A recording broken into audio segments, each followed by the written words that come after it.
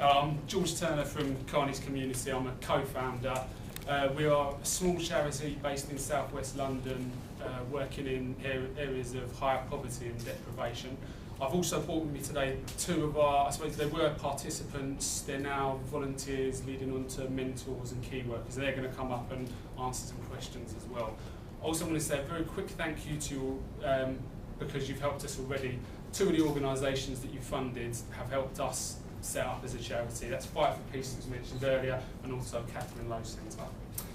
So at Carney's community, we tend to work with the most disadvantaged groups. We work a lot with offenders, with perpetrators of crime, but also victims of crime. And people often say, well, why focus on the people who choose to offend rather than focusing just on the innocent victims? And the reason is that you can't really differentiate between the two, because what we find is that 99.9% of the case, the perpetrators have been victims of offences themselves. And we've looked into this quite deeply, and I've written down a few lists of some offences that some of our current participants have committed.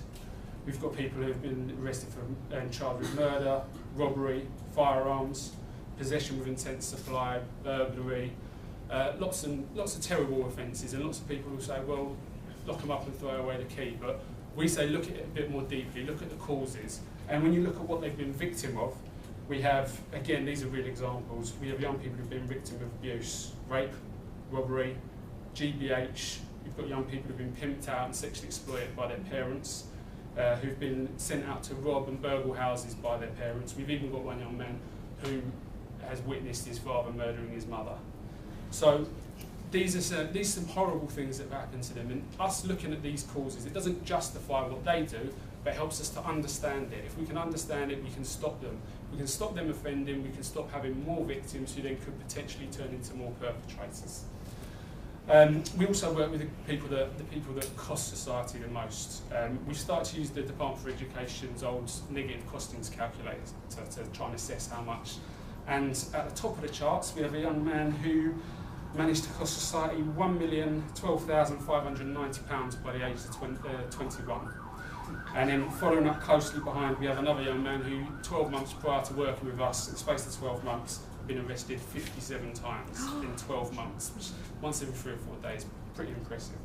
Now, very expensive to society. However, through working with us, they've now both got full-time employment. They're starting to pay back that debt through their taxes.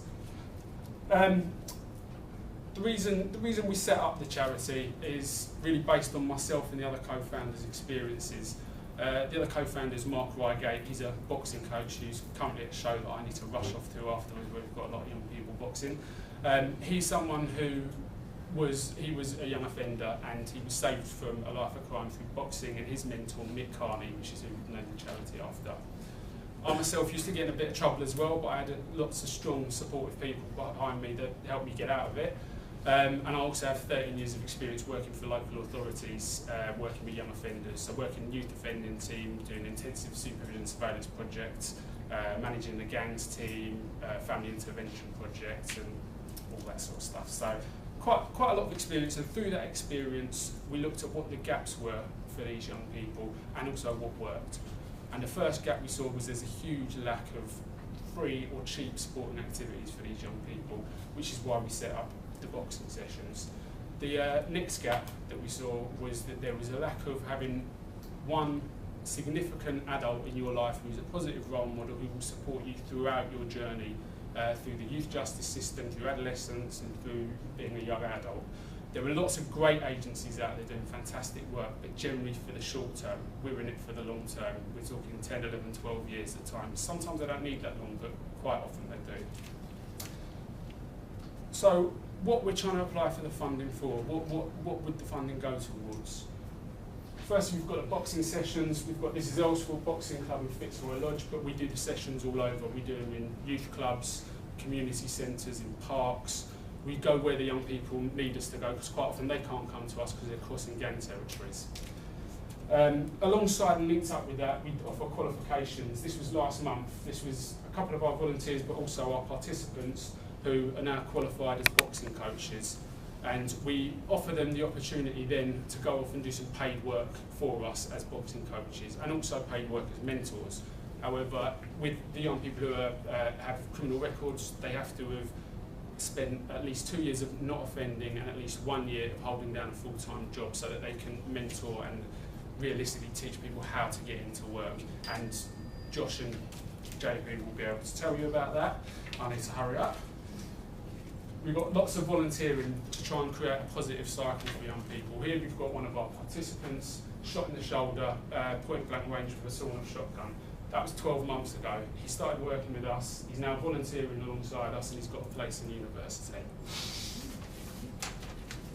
But the main thing, the most important thing we do is the intensive one-to-one support. We're there in the long term for them. We do what a good parent would do for any young child. We offer unconditional support no matter what. We don't justify what you do, but we try and understand it and then we try and stop it. And we're consistent. We're always there for these young people. And the main focus is to try and get them into employment. Another 2 lads, 2 months ago, they've just come out of prison, they're now working full time.